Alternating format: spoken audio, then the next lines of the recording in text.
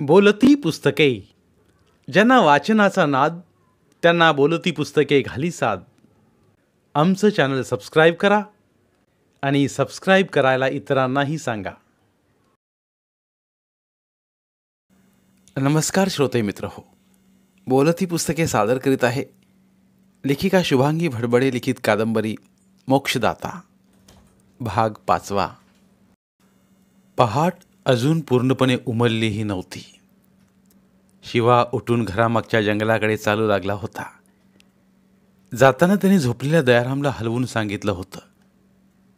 दयारामला ह्या त्याच्या जंगलात जाण्याची आवडीची सवय झाली असली तरी मुलाने असं वागू नये, असं भटकण्याला कोणी चांगलं म्हणत नाही असं म्हणावंसं वाटायचं.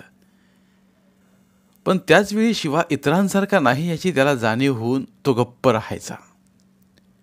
आजही दयारामच्या मनात आलं आणि मनातच राहिलं. शिवा घराचं दार लुटून निघालाही होता. घरामागचं जंगल दाट दाट होत जाणार होतं. अजून पूर्वा रंगरंगीत रांगोळीच घालत होती क्षितिजावर. सूर्यदेव अजून आलेही नव्हते. तरीही झाडावरच्या घरट्यातून जाग होती. कितीतरी पक्षी खाली जमिनीवर उतरून येत होते. स्वतःभोवती गिरक्या मारून पुन्हा उडत होते. त्यांना सारं रानच मोकळं होतं. आकाशात झेपावणारे पक्षी जमिनीचं भान ठेवून परत येत होते. आकाशात बगड्यांची एक लांबच लांब माळ गेली आणि त्या पूर्वेने काढलेल्या रांगोळीला विस्कटून परत फिरली. रंगाने लाल झालेल्या पूर्वेची समजूत घालायला सूर्यदेव क्षितिजावर आले होते. सोनेरी रथातून उतरताना ते हसले आणि आकाशभर त्याच्या हसण्याच्या लहरी पसरल्या. शिवा हे अनुभवत पुढे चालला होता. पावसाळा संपल्यानंतरचा असणारा सुखद गारवा, हिरव्या घनदाट रानात पसरलं सृष्टीचं हिरवं लावण्य आणि व्यवहारी जगाचे कुठलेही आवाज नाहीत. ऐकू येतो केवळ एक अनाहूत नाद, सृष्टीतल्या पावलांच्या पायातल्या घुंगरांचा. हा नाद निनाद संपूर्ण रानात पसरला होता. शिवाचं मन अननुभूत आनंदाने भरून आलं होतं. अनेकदा तो ह्या जंगलात आला होता, पण आजचा आनंद हा वेगळाच होता. हा कसला अनुपम आनंद त्याला कळेना. आपल्या अतीव आनंदाचं रहस्य तरी काय, असा प्रश्न कितीतरी वेळाने त्याच्या मनात आला होता. पूर्वीचे ऋषीमुनी वर्षानुवर्षे या अशा रानात तपश्चर्या करायचे. बाह्य जगाचा त्यांना विसर पडायचा. त्यांचं अखंड बोलणं ह्या सृष्टीशी होतं, पशुपक्ष्यांशी होतं, की स्वतःशी संवाद साधत ते जगायचे कुणास ठाऊक. त्या काळात आणखी एक घडायचं. अशा ह्या रम्य वातावरणात स्वतःला शोधत असताना एखादी लावण्यवती अप्सरा स्वतःहून किंवा इंद्रदेवाने पाठवली म्हणून यायची आणि इतके दिवस एकांती सुखी असणारे, मनावर संयम ठेवणारे, इंद्रिय निग्रह करणारे ते ऋषी त्या अप्सरेच्या प्रेमात पडायचे. आश्चर्यच म्हणायचं. क्षणात वर्षानुवर्षाची तपस्या सहज भंग व्हायची. आपल्याला इथे कोणी लावण्यवती अप्सरा भेटली तर? शिवा मनोमन हसला. आपण कुठे ऋषी आहोत, संयमी इंद्रिय दमन करायला निघालेले. आपला आपल्यावर संयम आहे हे तेव्हा सिद्ध होतं जेव्हा एखादी लावण्यवती आपल्यासमोर येते. त्याला आठवलं, महिनाभरात 2-3दा हेमांगी ठाकूर येऊन गेली. अप्सरेचं लावण्य घेऊन आलेली, परंतु त्याची जाणीवही मनात नसलेली, अत्यंत निरागस, भावनाप्रधान, कोणत्याही वाक्यावर हसणारी आणि निर्भय असणारी. स्मशानात तिच्या येण्याने चैतन्य आलं होतं. विशेष म्हणजे दयाराम अगदी चांगले कपडे घालून स्मशानात येत होता. त्याच्या पायजम्याला, शर्टाला तो इस्त्री करून घालत होता. शांताई गेल्यापासून दयाराम धुतलेले कपडे घालत होता. स्वतःकडे त्याचं लक्षही नव्हतं. शिवाने त्याच्यातला बदल आणि उत्साह पाहून विचारलं, बाबा, एकदम झकाझक झालास. काय आहे ना, ती येते ना पोरगी, मग आपण नीट राहायला हवं ना. हेमांगीने त्या दिवशी विचारलं, तुझे बाबा या स्मशानात कसे आले? त्यांना दुसरी नोकरी मिळाली नाही का? इथे त्यांना भीती वाटत नाही? आश्चर्य आहे ना. आश्चर्य कसलं मॅडम? हेमांगी म्हणायचं मला. मी मॅडम झाले की म्हण तू मला मॅडम. तोवर नाही. तुझ्या प्रश्नाचं उत्तर म्हणजे एक कथा आहे. ते जाऊ दे ना. नाही नाही, मला आवडेल ऐकायला. आवडण्यासारखं नाहीच काही. तुला कदाचित घाणेरडेही वाटेल. अरे बाबा, सांग तरी काय असतं. शहरातल्या लोकांना किंवा या स्मशानापासून दूर राहणाऱ्या असंख्य लोकांना त्याची चावलही लागलेली नसते. खरं सांगू, प्रत्येकालाच प्रत्येक गोष्टीचं ज्ञान हवंच असं तर नाही ना. मला वाटतं जाऊ द्यावं. दयाराम सारं ऐकत उभा होता. त्याने खोलीत प्रवेश केला. म्हणाला, ताई, तुम्हाला हे सारं लिहायचं असेल तर सांगतो ना मी. खरंच सांगाल बाबा? लिहायचं की नाही ते नंतर, पण मला उत्सुकता आहे ऐकण्याची. आणि मला ताई म्हणू नका, मॅडम म्हणू नका. मी हेमांगी आहे. तुमच्या शिवाय एवढीच तर आहे मी. सांगा आता. ती खुर्चीत मांडी घालून बसली. खरंच ही सारी कर्मकहाणी तुला कशाला हवी पुरी? मला ऐकायची आहे. खूप खूप वेगळं आहे हे सारं. कधीच न ऐकलेलं, न पाहिलेलं. पण तुला स्मशानात एवढा इंटरेस्ट का? शिवानी मध्येच विचारलं. त्याचं कारण नाही सांगता येणार. मला शिवशंकर ह्या व्यक्तिमत्वाचा कमालीचा मोह आहे. त्या काळात पार्वतीला असल्यास नवल नाही. एखाद्याला मृत्यू देणं सहज आहे का? मला तर वाटतं जगातलं हे सर्वात कठीण काम आहे. जीवन जगत असताना एक क्षण मृत्यूचा असतो. शिवशंकराचं ते कार्य नवीन सृष्टीसाठी. तेच पुन्हा असू देताना नव्याचा ध्यास घेऊन शिवशंकर ते कार्य करतात. ते मोक्षदाता. आणि बाबा, तुम्हीही तेच कार्य करता. शिवशंकरापर्यंत नेण्याचं. तुम्हीही मोक्षदाताच. दयाराम, आज प्रथमच आपण कोणीतरी आहोत. आपल्या हातून काहीतरी चांगलं कार्य होतंय याची जाणीव झाली. त्याच्या अंगावर जणू मूठभर मांस चढलं. कितीतरी दिवसांनी तो असा आनंदी दिसत होता. केव्हा एकदा सारं सांगतो असं त्याला झालं होतं. तो म्हणाला, मॅडम. हेमांगी म्हणायचं मला. पोरी, आल्या आल्या जीव लावलास तू. आम्ही कोण, कुठले, काय करतो, कसं जगतो, आजवरच्या आयुष्यात कोणी कधीच विचारलं नव्हतं आम्हाला. आज इतक्या प्रेमाने तू विचारते आहेस की. दयारामचा गळा भरून आला. डोळ्यात पाणी तरळलं. बाबा, अरे रजिस्टर भरायचं राहिलंय. शिवाला त्याने भराभर आपली जीवनकथा सांगावी असं वाटत नव्हतं. ती ऐकल्यावर ती इथे कधी पाऊलही टाकणार नाही असं त्याला वाटत होतं. तिच्या येण्याने खरोखरी स्मशानात त्यांच्या जीवनात चैतन्य आलं होतं. सांगा बाबा. तिने ऐकण्याची पक्की तयारी केली होती. दयारामने औंढा गिळला आणि तो म्हणाला, माझा बाप पहिले सरकारी दवाखान्यात मेलेल्या माणसांची चिरफाड करायचा. मेलेला माणूस कशाने मेला हे पोलिसांना कळणं आवश्यक होतं. तेव्हा पैसे बरे मिळायचे. मी तेव्हा 10 वर्षांचा होतो. नाकाला फडकं बांधून तो हे सारं करायचा. कधी कधी प्रेताची दुर्गंधी तो घरी आल्यावर त्याच्या अंगाला, कपड्यांना चिकटलेली असायची. आई म्हणायची, नको असली नोकरी. कुणाला ना कुणाला करावंच लागेल ना हे काम. मी करतो. ते मला आवडतं म्हणून नाही, तर मला ती नोकरी आहे म्हणून. माझं शिक्षण झालं नाही. आणखी कुठे असा पैसा मिळतो? माझ्या बापाला चांगलं पोहता येत होतं. स्मशानामागे असल्या तलावात अधूनमधून कोणी ना कोणी आत्महत्या करत होतं. माझा बाप पट्टीचा पोहणारा. त्याने मग 2-3दा प्रेतं बाहेर काढली. कधी ती सडलेली, दुर्गंधी इतकी की. तो बोलता बोलता थांबला. शिवाही तटस्थ झाला. तीही काहीच बोलली नाही.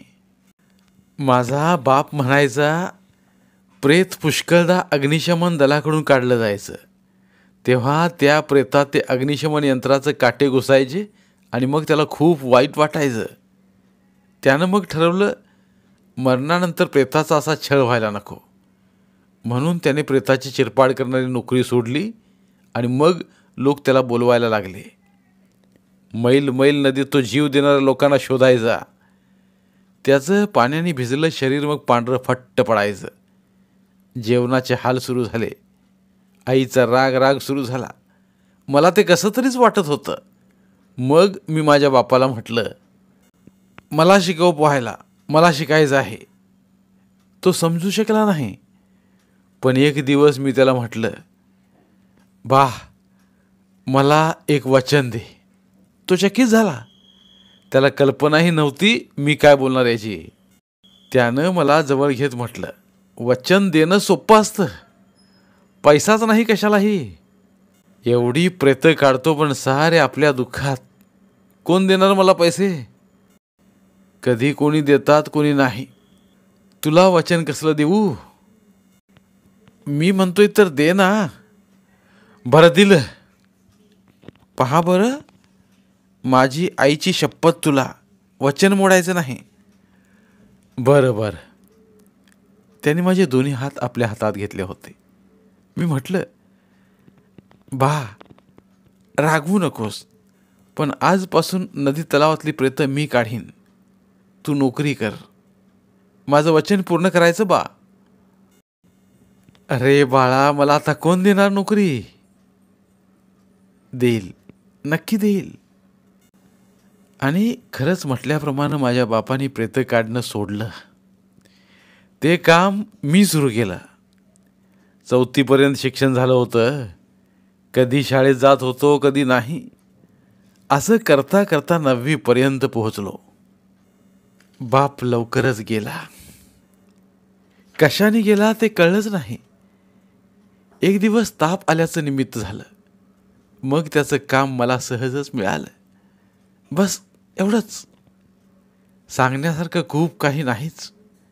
सकाळी उठायचं, स्मशानात यायचं, रात्र झाली की घरी जायचं.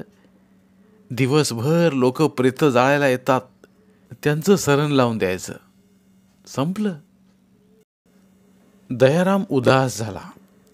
हेमांगीच्या ते लक्षात आलं. ती हसत म्हणाली, बाबा, तुमची जीवनशैली एकदम आगळी वेगळी आणि सर्वात महत्त्वपूर्ण आहे.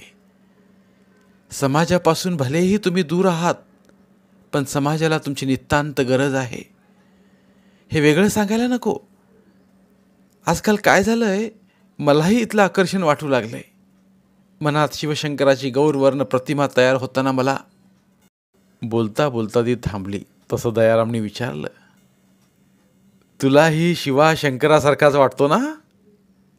अचानक स्पष्ट शब्दाने ती संकोचली आणि स्वतःला सावरत म्हणाली, ती ऋषिकेशला पाहिलेली गंगावतरण चित्रात काढलेली शिवशंकराची प्रतिमा माझ्या मनात ठसली होती.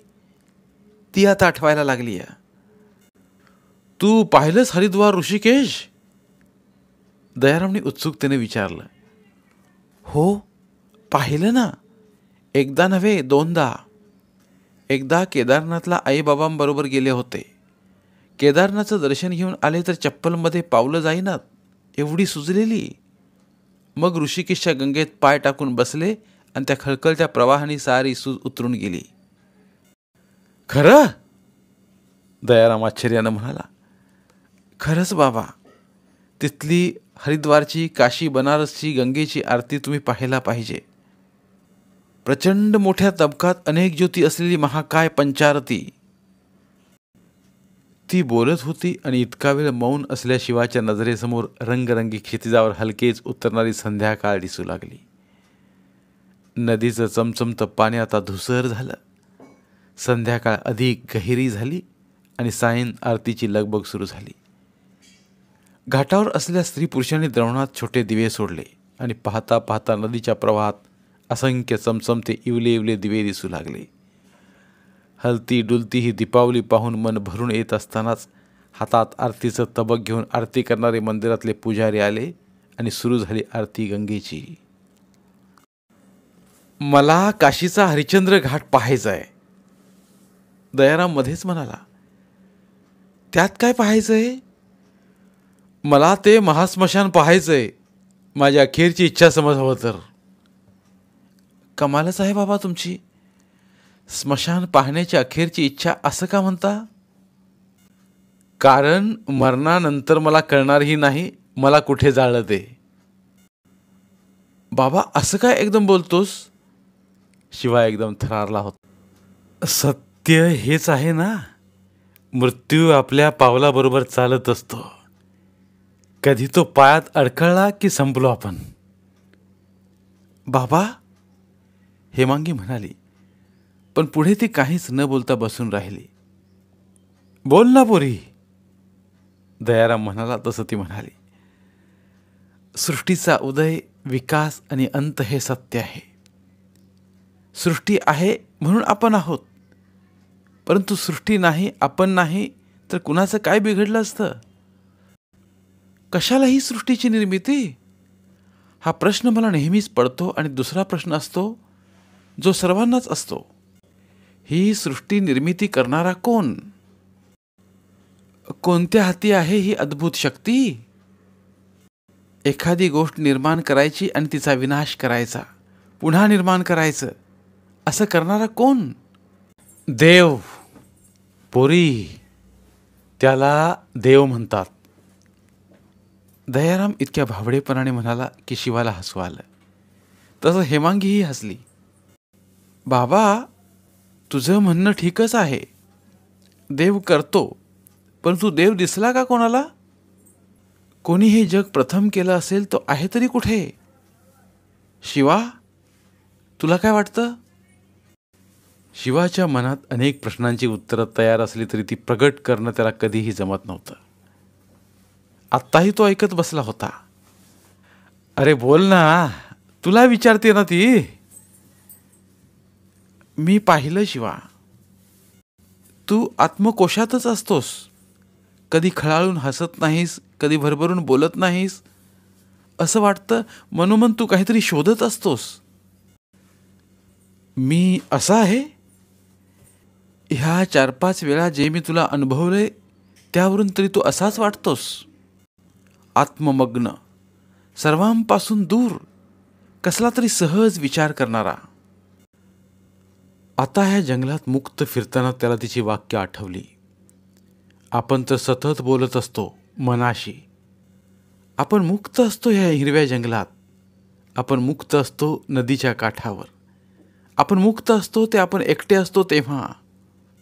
त्याला आठवलं. हेमांगी म्हणाली, आयुष्य हे गूढ आहे सर्वांसाठी.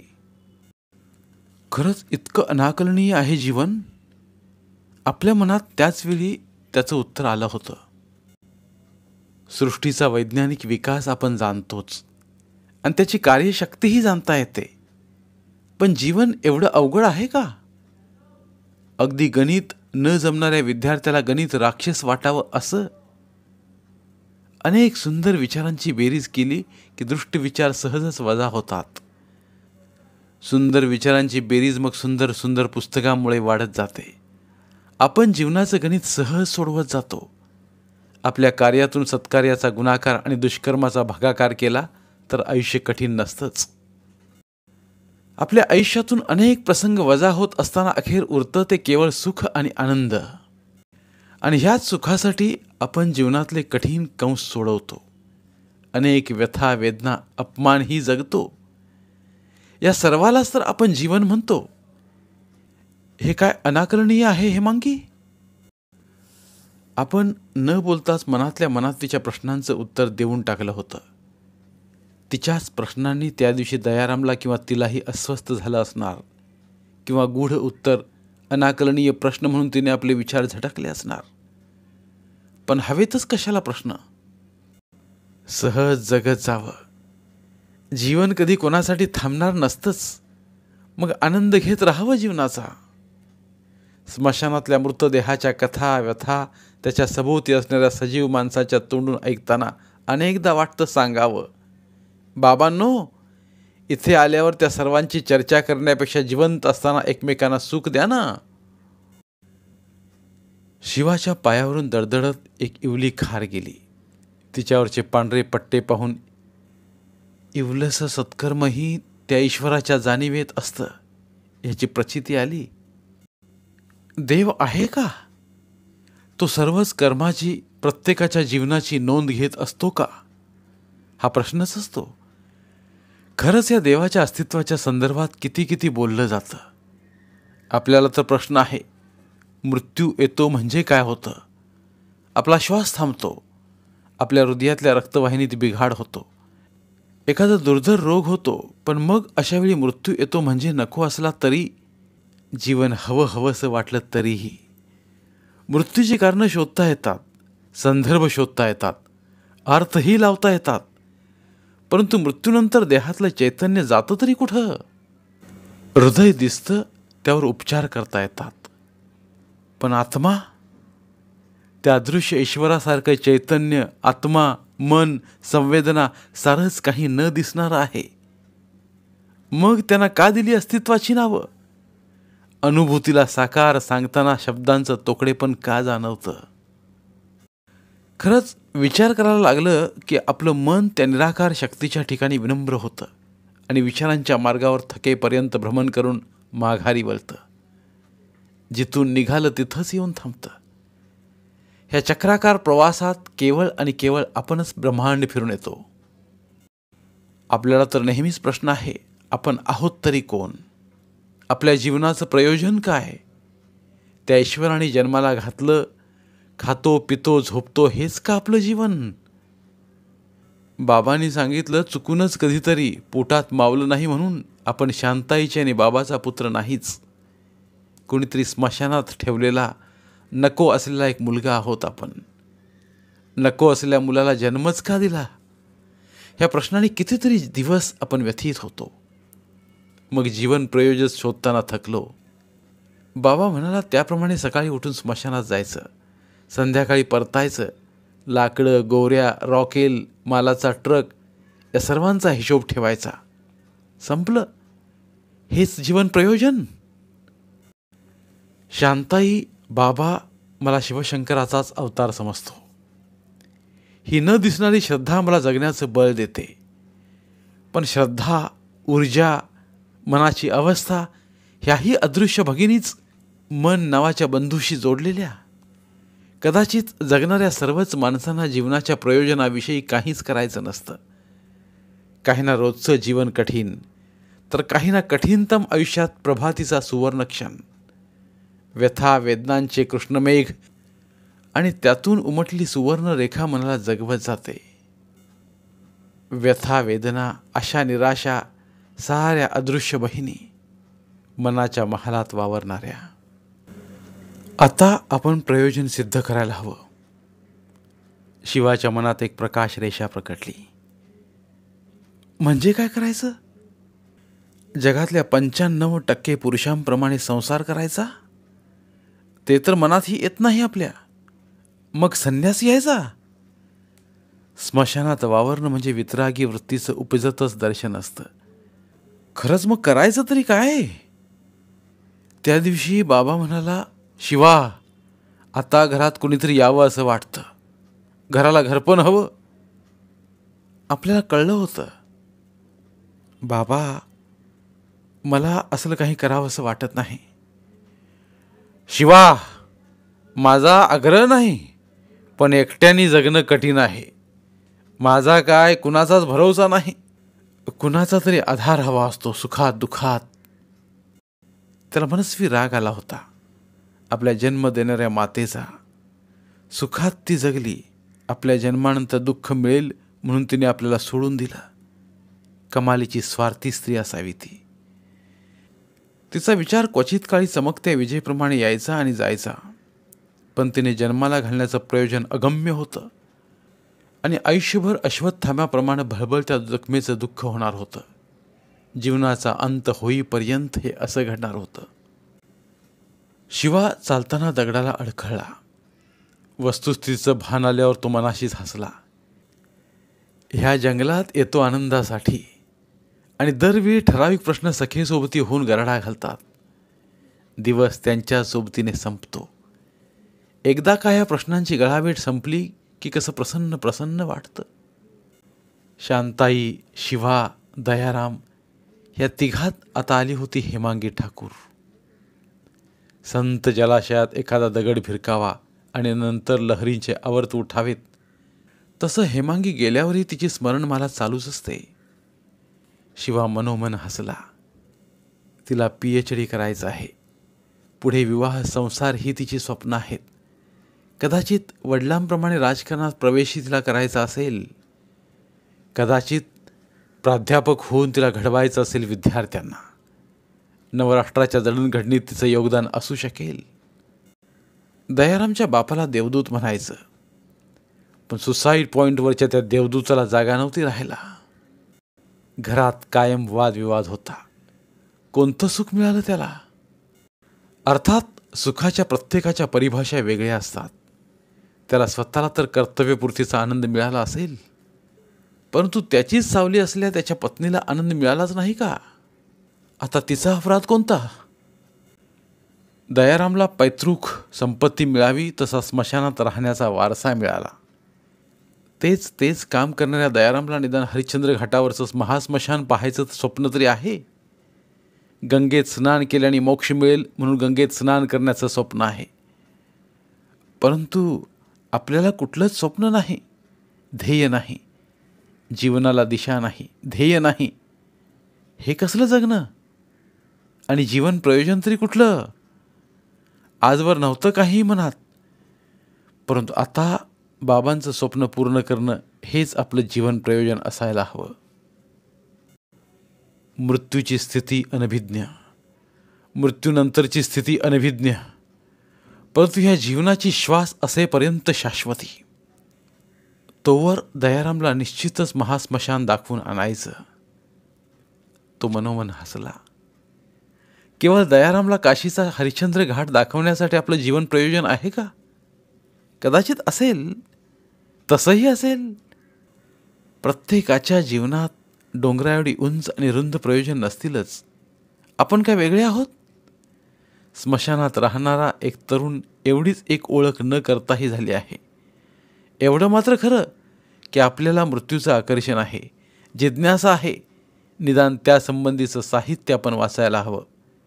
त्यातून आपल्याला आनंद मिळेल. शिवाला आज जंगलातून फिरताना आत्मशोध घ्यावासा वाटला आणि कधी नव्हे ते 2 प्रश्नांची उत्तरं शोधल्याने मनाच्या आनंदाची परिपूर्ती होईल असं त्याला वाटलं. आणि मग तो त्या अरण्यातून निवांत चालत राहिला. दयारामला हरिश्चंद्र घाटाचं दर्शन आणि आपल्याला साहित्यातून मृत्यूचं ज्ञान विज्ञान दर्शन ही जीवनाची 2 प्रयोजनं सापडली. कधी नव्हे एवढा आज त्याला आनंद झाला होता. प्रत्येही मृत्यूच्या समीप वावरताना माणसाला मात्र त्याचा बोध होत नाही. हे विश्वातलं एक महद आश्चर्य आहे असं धर्मराजाने यक्षाला उत्तर दिलं होतं. पांडव तहानेने व्याकुळ होऊन अरण्यात फिरत असताना त्यांना एक सरोवर दिसलं. ते सरोवर यक्षाचं होतं. धर्मराजाला सोडून भीम, अर्जुन, नकुल, सहदेव त्या सरोवराजवळ गेले. यक्षाने विचारल्या प्रश्नांची उत्तरं देण्यापूर्वीच आणि पाणी पिण्याची अनुमती न मागता सरोवराचं पाणी ते प्यायले. यक्षाने त्यांचा मृत्यू दिला. धर्मराज शोधत शोधत त्या सरोवराजवळ आला. त्याने विचारले तेव्हा यक्ष म्हणाला,